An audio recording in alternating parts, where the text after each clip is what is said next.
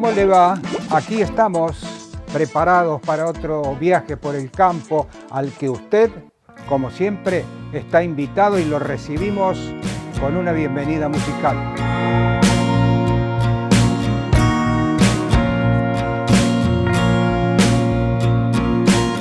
Allí está la bienvenida musical sonando sobre paisajes de la República Argentina por los que en algún momento anduvimos y hoy acompañan este viaje por el campo.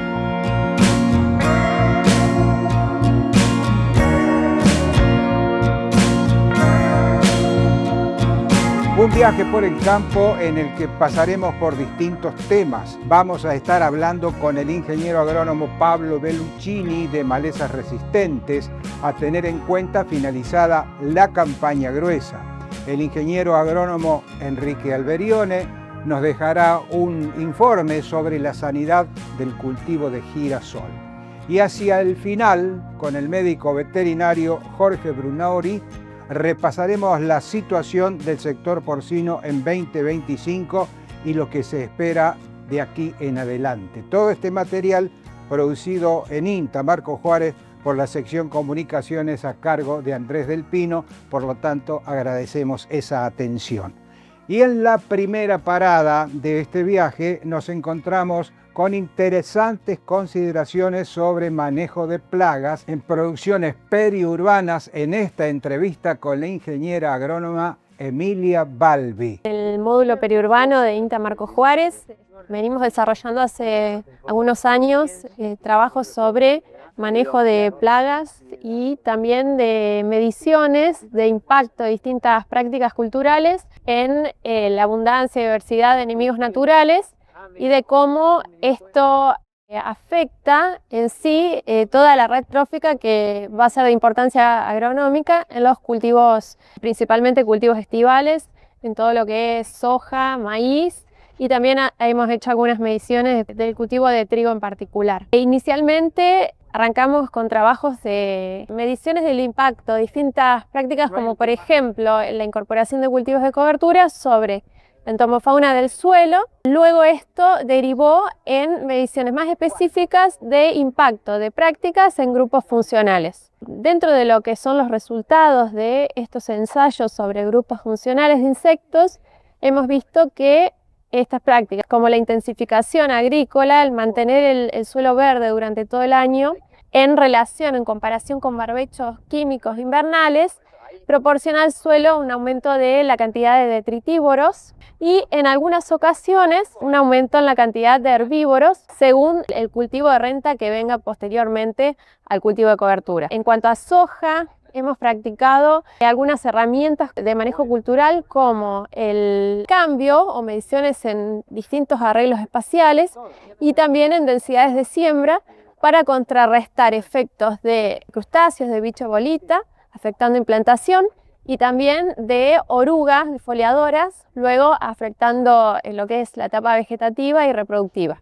Y lo que podemos encontrar es que se puede prescindir del uso de insecticidas en muchos de los años que se lleva a cabo, por ejemplo acá en el módulo, a pesar de que tiene cultivos extensivos implementados, digamos, dentro de la superficie. Durante 7 años por lo menos no se han aplicado insecticidas, por lo cual existen distintas prácticas de manejo cultural que se pueden aplicar para evitar el uso de insecticidas en las áreas con restricción. También en el cultivo de maíz se aplica, lo que es la tecnología BT, se ha estado midiendo también parámetros, sobre todo manejo cultural en cuanto a fechas de siembra, para evitar que las plagas, como por ejemplo cogollero, oruga de la espiga, tengan esa coincidencia con el periodo de cultivo en el cual la planta es susceptible. También dentro de lo que es la medición de grupos funcionales sobre estos cultivos extensivos, encontramos que se puede modificar la proporción de las especies que integran estos distintos grupos funcionales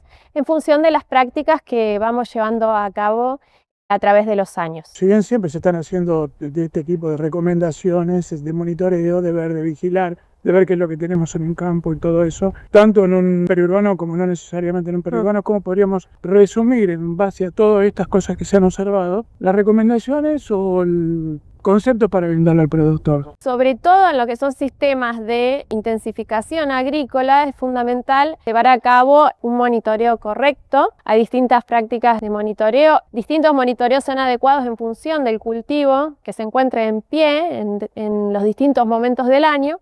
Este monitoreo nos va a brindar información muy valiosa para tratar de predecir, digamos, aumentos poblacionales de especies que consideramos dañinas para el cultivo y para tratar de favorecer, sobre todo cuando las poblaciones de enemigos de plagas del cultivo son bajas, tratar de favorecer los enemigos naturales como para que se produzca una regulación de esas poblaciones antes de que aumenten a un número poblacional que ya provoque un daño económico al cultivo, ¿no? Por lo cual, bueno, es fundamental esto de seguir los lotes, hacer monitoreo y también hacer uso de toda la información que está disponible, tanto desde el INTA como de otros organismos, de universidades y demás, como para estar informados, seguir, por ejemplo, lo que son reportes, informes de alarma, seguimiento de trampas de luz y demás, como para poder planificar con tiempo y tomar mejores decisiones luego en el campo. Valiosas e interesantes consideraciones sobre manejo de plagas a tener en cuenta. Queremos remarcar algunas recomendaciones de la ingeniera Balbi, sobre todo en los sistemas de intensificación agrícola. Es fundamental realizar un correcto monitoreo. Dijo Balbi que hay distintas prácticas de monitoreo adecuados en función al cultivo de que se trate.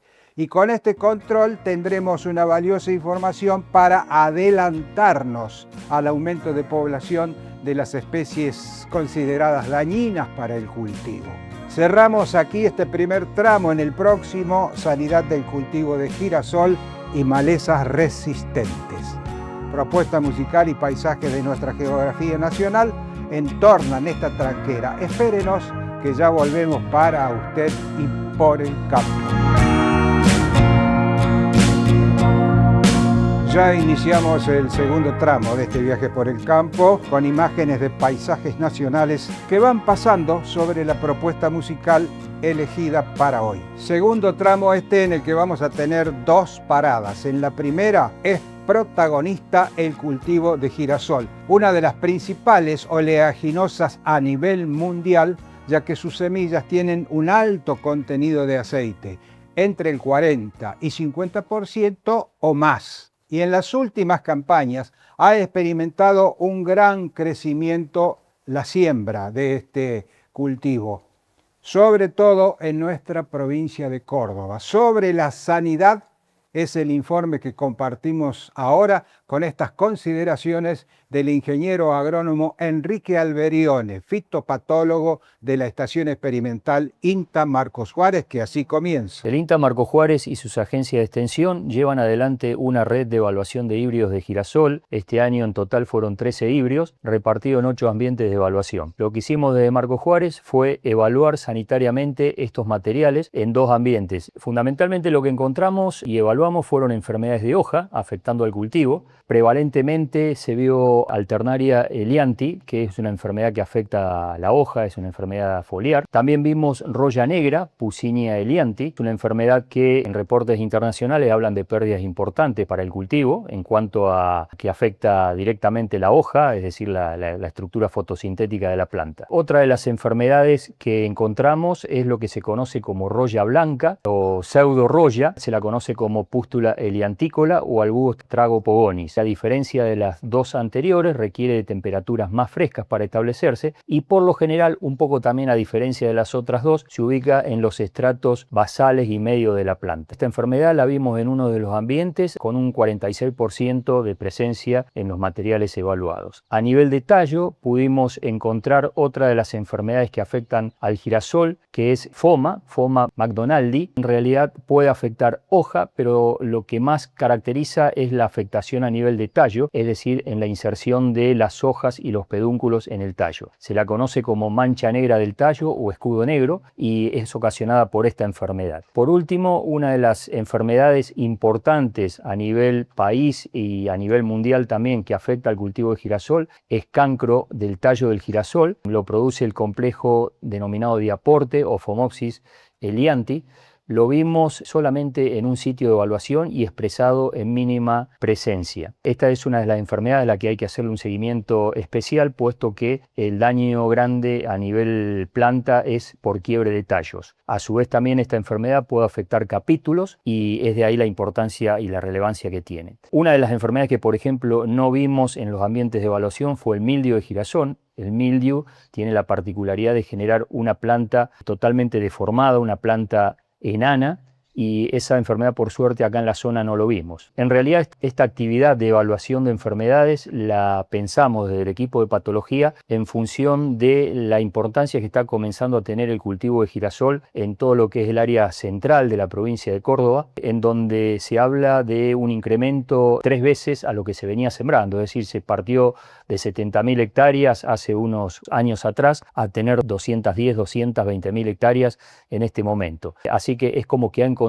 un nicho este cultivo y por ende lo que queremos es anticiparnos al problema sanitario y esta red de evaluación nos sirve perfectamente a ese objetivo. Como decíamos al presentar este informe, un gran crecimiento de la producción de girasol en la región centro de nuestra provincia de Córdoba. Según lo comentado por el ingeniero Alberione, el aumento alcanza a triplicar la superficie que se destinaba a este cultivo, impulsado mayormente este crecimiento de 70.000 hectáreas a un poco más de 200.000 hectáreas, y esta es una apreciación propia, que eso ocurrió por el problema que tuvo el maíz con el tema de la chicharrita, el achaparramiento. Y entonces los productores, para escapar de ese problema, se refugiaron en el girasol y allí surge este nicho que hoy está mostrando un gran crecimiento en la siembra de esta oleaginosa. Segunda parada de este tramo con el ingeniero agrónomo Pablo Belluccini, quien habló con Andrés del Pino sobre malezas resistentes y lo que hay que pensar como manejo luego de finalizada la campaña gruesa. Dependiendo de cómo estén saliendo los lotes de cosecha gruesa, en lo que respecta a presión de malezas, nosotros tenemos que enfocarnos a partir de acá en ver qué destino le damos a esos lotes. Si es un barbecho químico o si es un cultivo de trigo, donde por ahí sí tenemos que enfocarnos en lo que es el control de malezas en esta etapa. Porque todo remanente de malezas que queda en la etapa del otoño nos puede estar consumiendo humedad que yo ya tengo que empezar a guardar para el cultivo de trigo. En lo que respecta al control de malezas puntualmente, yo tengo que tener en cuenta todo lo que es control de la cantidad de verde que esté en el lote, malezas vivas, y en base a eso, una vez que yo las tenga controladas, recién ahí pensar en algún tratamiento químico para acompañar al cultivo de trigo. Con respecto a malezas perennes que quedan del remanente primavera-verano, sí es importante esta etapa para poder controlarlas, pensando en un futuro rebrote allá en la primavera y tratando de afectar las reservas de estas malezas perennes. Cuando digo malezas perennes me refiero a sorgo de Alepo, que es una problemática muy común acá en la región, comelina también, cloris, que son malezas que hacen reserva, entonces yo por ahí me tengo que enfocar en afectarle la reserva para que el rebrote en la primavera-verano sea menor y yo pueda controlarlas de manera más fácil. Con respecto al remanente de primavera-verano de malezas anuales, como por ejemplo yuyo colorado o rama negra, sí por ahí tengo que enfocarme en tratar de controlarlas para poder hacer un tratamiento químico y acompañar de esta manera al cultivo de trigo. Ya pensando en el cultivo de trigo en sí, enfocarme digamos en las malezas que están presentes acá en la región, que están afectando al cultivo de trigo, sobre todo raigras, que está muy presente, crucíferas como hirfeldia, brasicas, que son malezas que por ahí la presión digamos la tenemos cada vez mayor y no la teníamos así hace hace 2 o 3 años atrás y vemos que están avanzando y ya con los tratamientos químicos convencionales que hacíamos en el trigo no la podemos controlar. Entonces hay que empezar a buscar combinación de herbicidas para control de estas malezas, este complejo de malezas nuevas que se vienen sumando, para control de estas malezas junto con las que ya teníamos pensado controlar, y así de esa manera el cultivo de trigo se logra establecer sin la competencia de malezas. ¿Se le podría sumar algo sobre la cuestión de decir qué principios activos pueden llegar a ser recomendables para el uso del manejo? Con respecto al control de raíz, vemos que hay muchos modos de acción que por suerte hoy pueden estar controlando nacimientos. Entre ellos tenemos piroxasulfone, que está muy demandado, digamos, en esta etapa para control de gramíneas. Y con respecto a lo que es control de brasicáceas, digamos, hay muchos modos de acción que podemos mezclar y que son selectivos con el cultivo de trigo, como por ejemplo diflufenicán, también hay otros, pero se puede mezclar tranquilamente con piroxasulfone para control de ambas especies. A tener en cuenta estas consideraciones a la salida de la campaña gruesa sobre malezas resistentes. Una buena estrategia es adelantarse a lo que puede quedar en el lote a los efectos de estar preparados para su control, puesto que, remarcaba Belluccini, todo remanente que pueda quedar en el otoño consume humedad que hace falta guardar para el cultivo de trigo. Así completamos el recorrido de este segundo tramo. En el tercero y último dejamos la producción agrícola y nos metemos en el sector porcino. Lo hacemos para usted y por el campo. Cerramos este tramo con imágenes de paisajes argentinos y la propuesta musical que elegimos para hoy. Y así llegamos al último tramo de este viaje por el campo, siempre acompañados por la obra musical elegida y que suena sobre paisajes argentinos, lugares que en algún momento hemos visitado. Y en este último tramo, tal lo adelantado, el tema es producción porcina. Y para hablar de ello, uno de los mayores referentes del sector, nuestro amigo, el médico veterinario Jorge Brunori, que pertenece al grupo porcinos de la experimental INTA Marcos Juárez y quien nos deja un completo informe, podemos decir un balance del año 2025, perspectivas que se pueden dar y también de la gran necesidad de lograr un aumento en la producción porcina. Lo vamos a compartir y así comienza. El sector porcino tuvo en el año 2025 un año con un contexto cambiante. Un primer semestre que, a diferencia de otros años, fue un poco más complicado para la rentabilidad de las granjas que el segundo semestre. Fue un sector que creció prácticamente con un solo motor que lo impulsó, que fue el consumo interno, donde logramos tener un crecimiento prácticamente del 8%, llegando a los 19 kilos, un crecimiento que fue bastante más grande que los que tuvieron las carnes competidoras, ya que el bovino creció el 3% y el ave llegó casi al 6%, bueno, el cerdo rozó el 9%, lo cual es quizás la mejor noticia, un crecimiento que se tradujo en 8,5 millones de animales faenados, con un crecimiento interanual del 2,5% y una producción de tonelada de carne que superó las 800.000 toneladas con un crecimiento del 3%. Reitero, estos dos guarismos, estos dos ítems del mercado que son positivos, que marcan un crecimiento a pesar del reacomodamiento económico que está atravesando el país, fue dado casi exclusivamente por el consumo interno. Tenemos que tener en cuenta es que dentro de los aspectos que son preocupantes, y por eso digo que el único motor que impulsó el crecimiento fue el consumo interno, es precisamente que las importaciones crecieron fuertemente, casi un 136%, llegando a 153.000 toneladas. Los volúmenes importados anuales más grandes en los últimos 10 años se dieron en el 2025 y que las exportaciones bajaron un 15%, alcanzando un poquito menos de 13.000 toneladas, lo cual, para contextualizar el 2025, tuvimos un crecimiento en animales faenados y producción de carne solamente impulsado por el consumo interno, un consumo interno que a su vez se vio amenazado por volumen muy alto de toneladas importadas y por la falta de ese mercado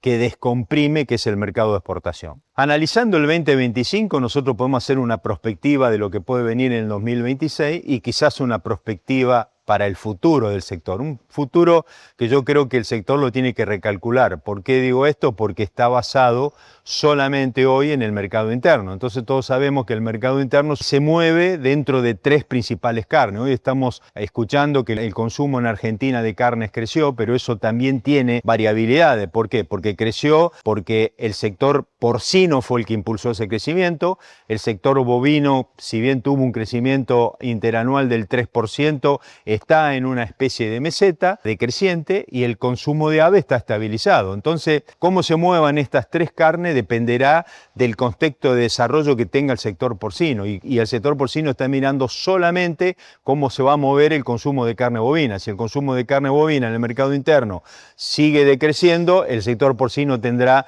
más lugar para crecer. ¿Por qué digo esto? Porque no estamos teniendo el mercado de exportación y esto es el aspecto más importante que tiene que desarrollar el sector no solamente en el 2026 sino quizás en la próxima década. Empezar a tener un mercado que alcance las 200, 300 mil toneladas para que descomprima el mercado interno y nosotros podamos tener un 70% de lo que producimos volcado al consumo interno, pero un 30% en el mercado de exportación. Hoy en la actualidad el 98% va al mercado interno y no existe ese mercado de exportación. Todo este proceso, si no se revierte y nosotros nos quedamos solamente con el mercado interno, como están creciendo las granjas, como están creciendo las integraciones, es muy probable que dentro de un tiempo empecemos a tener un estancamiento en el consumo, una sobreoferta de carne en el mercado interno y eso va a perjudicar fundamentalmente al pequeño y mediano productor. En ese contexto, nosotros creemos que el pequeño y mediano productor, que antes era un productor de 30, 40, 50 madres, hoy ese abanico se amplió y ya podemos decir que hoy en Argentina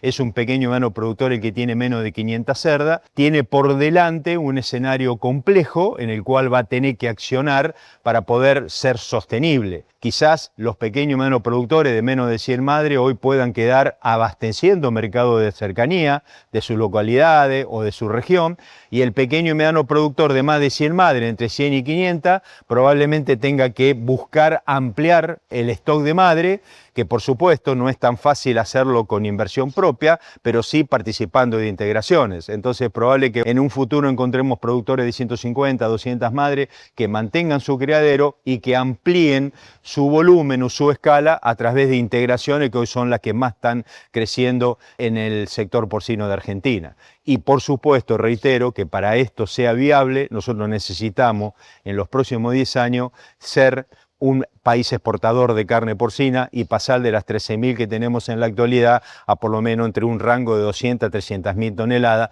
con un mercado mucho más equilibrado entre lo interno y lo externo. Muy completo e interesante también el informe del médico veterinario Jorge Brunori, el que merece que rescatemos algunos puntos que él remarcó en esta verdadera fotografía que nos brindó del sector porcino. El sector en 2025, dijo, creció impulsado por un solo motor, el consumo interno, con lo que logró un 8% de crecimiento que llevó ese consumo a los 19 kilos por persona y por año. La producción de carne superó las 800.000 toneladas. También dio números sobre las importaciones, las que crecieron fuertemente, casi llegando al 136%, alcanzando las 153.000 toneladas. Las importaciones hace mucho tiempo que vienen preocupando al sector porcino. También puso énfasis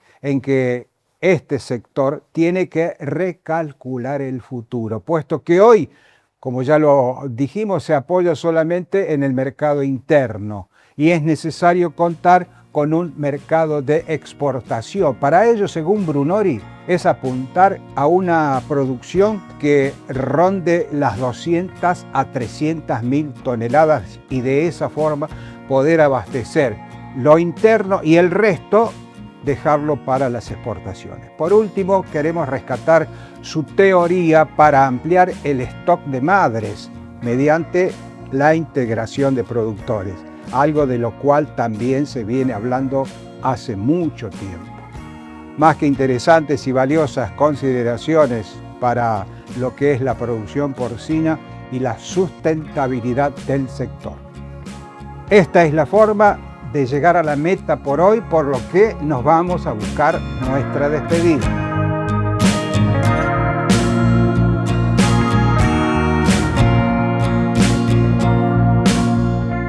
Rápida la despedida porque no nos queda tiempo. Como siempre, la melodía musical que elegimos, sonando sobre imágenes de paisajes argentinos, nos llevan a la tranquera de salida. Y allí está la frase del final, que hoy tiene que ver con la vida y los años.